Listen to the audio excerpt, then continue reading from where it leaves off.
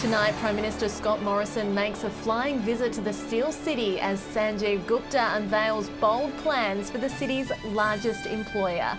And after a year of operation, Tesla's giant battery outside of Jamestown is silencing skeptics. This is Southern Cross News with Abby Donaldson. Good evening. Prime Minister Scott Morrison labelled Whyalla as a city with a future during his flying visit to the Steel City today. It's as billionaire industrialist Sanjeev Gupta and the Whyalla Council unveiled major plans to revitalise the steel industry and the city itself.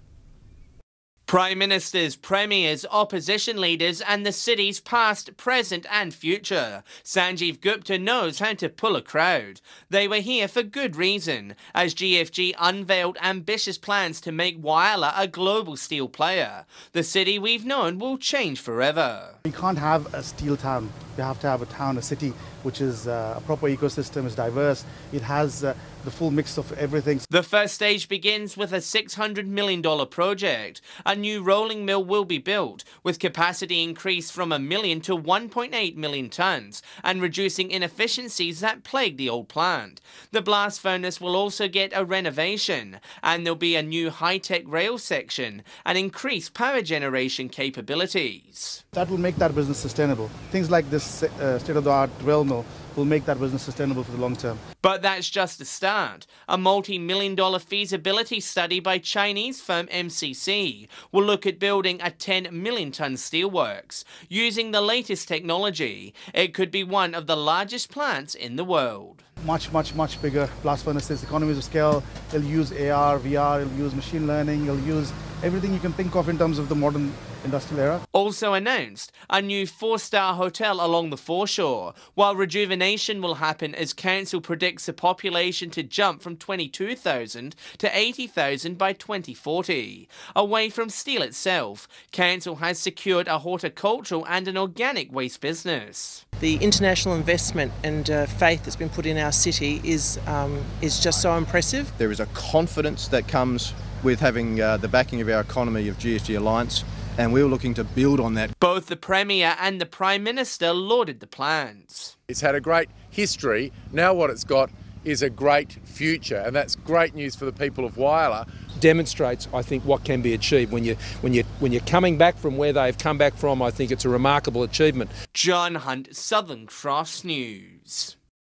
Port Pirie's charities are making a plea for help following a number of callous break-ins.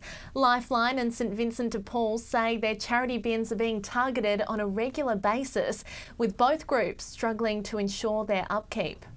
Stealing from those who support the needy. Donation bins built to lend a helping hand to our community's most vulnerable people are being vandalised on a daily basis. Well, yeah, very annoying. So even people donate stuff and get here and it's thrown everywhere, it's ruined. Lifeline is now spending a significant amount of funds on the upkeep of the broken deposit sites, buying new padlocks and fixing doors which have been broken into time and time again. Each bin has 2 lots. They're cutting our padlocks off, which is $70 a bin, which is costing us an enormous amount of money. The problem has become so bad that money that would originally be spent on suicide prevention programs is now being allocated to fighting the bin bandits. And that's just taking funds away from our programs, but it's also impacting on our volunteers that empty those bins every day. Staff are baffled, adding that the clothes collected are distributed to charity groups and then returned to the public for free or at an extremely affordable price. We don't want to lose these bin sites, and I would very much be disappointed if Kmart asked us to remove them, but they are every morning when people go to work, they're becoming an eyesore. If you notice any suspicious behaviour around any of the charity bin locations, contact Crime Stoppers on 1800 333 000. Dominic Beaton, Southern Cross News. Port Lincoln drivers are being urged to seriously think twice before getting behind the wheel with alcohol in their system, following 3 high-range drink drivers being nabbed over the weekend. On Saturday morning, 2 drivers recorded blood alcohol readings more than 2 times the limit. A short time later, a 44-year-old local woman blew a reading of .159. Meanwhile, on Sunday, another woman was charged with drink driving while also driving without a licence. Hundreds took to the water to join Greenpeace's Rainbow Warrior in a bid to protect the Great Australian Bight from oil drilling. The protest aiming to raise fears that a possible oil spill would be devastating. With kayaks, surfboards, yachts, boats and more, the message behind this flotilla protest was clear. Industry's own modelling shows that an oil spill could be absolutely devastating. It must be stopped. Eyre Peninsula locals, the Fight for the Bight group and Greenpeace joined forces yesterday to ensure their voices and opinions continue to be heard, and they'll continue to resist oil drilling and exploration in the Great Australian Bight. So I think the number one thing, in my opinion, is that no one has been able to guarantee it will be accident-free, and the modules of what would happen if there was an accident are catastrophic. Norwegian company Equinor have plans to start drilling for oil next year, but many are concerned about the possible threats posed to the unique wildlife and local industries. The jobs that would be threatened by oil drilling are those in tourism, in fishing, in every community, in every lifestyle that depends on a healthy bight. The Rainbow Warrior is on a 2-month campaign across Australia and will remain at the Port Lincoln Wharf until tomorrow. Casey Trelaw, Southern Cross News. After a year of operation, Tesla's giant battery outside of Jamestown is silencing skeptics and impressing energy analysts by proving to be the state's leading source of dispatchable power. The world's largest lithium battery has silenced critics, including Prime Minister Scott Morrison, who once said it would be as useful as the big banana, with the storage device well and truly exceeding its expectations. We were pleased when the former government committed to it. We said that at the time, and we remain supportive of this component of energy policy. State Energy Minister Dan Van Holst Pelican has vocalised support to the better development of South Australia's grid, with the government encouraging the further diversification of the market to bolster energy security. One of the great problems that the former government left us with was a very unreliable grid.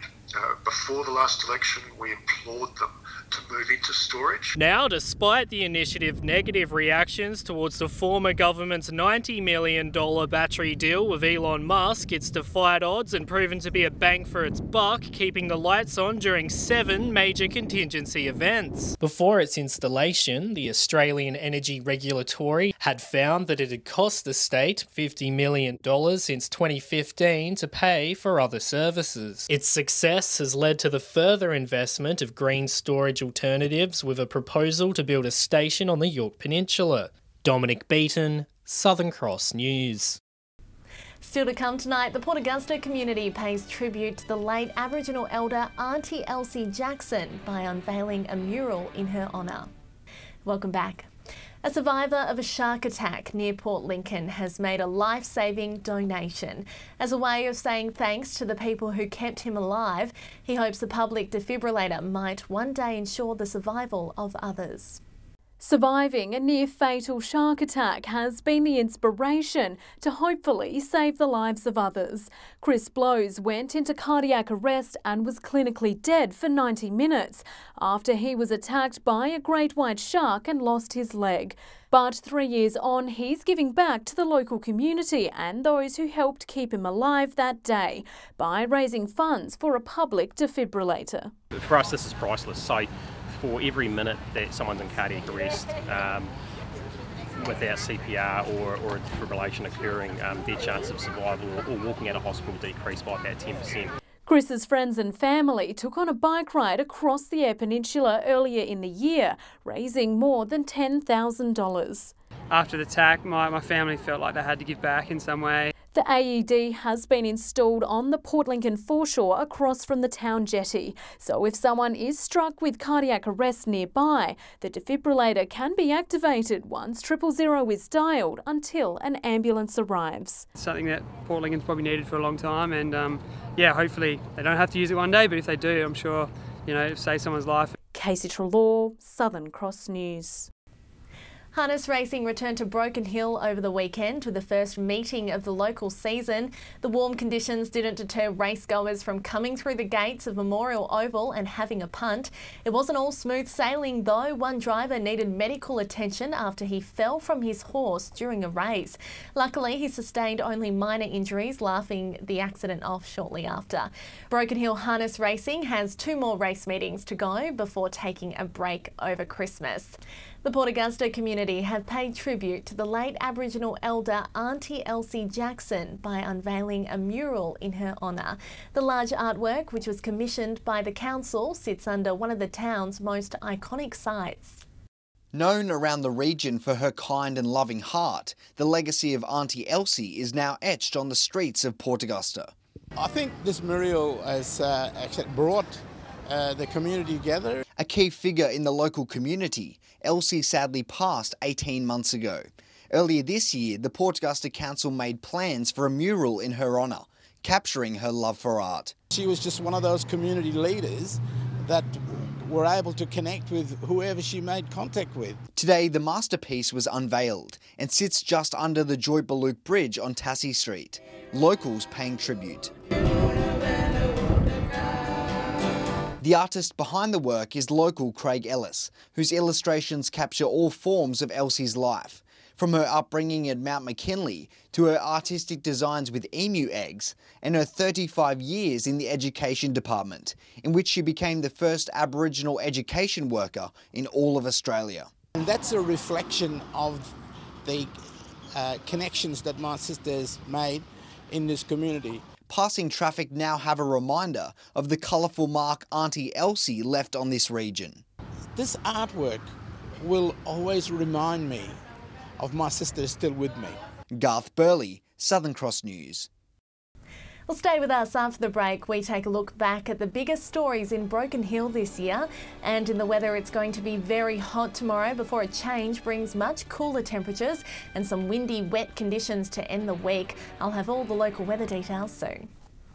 Time now for the first of our year in reviews, and tonight we start in Broken Hill. It's been a big year for the mining town, from the fabulous Broken Hill Festival, the completion of the Wentworth pipeline, to the tragedy which claimed the lives of the local father and his 2 sons. Our reporter Patrick Reinke caught up with Mayor Daria Turley to talk about a big 2018. Daria Turley, thank you for joining us.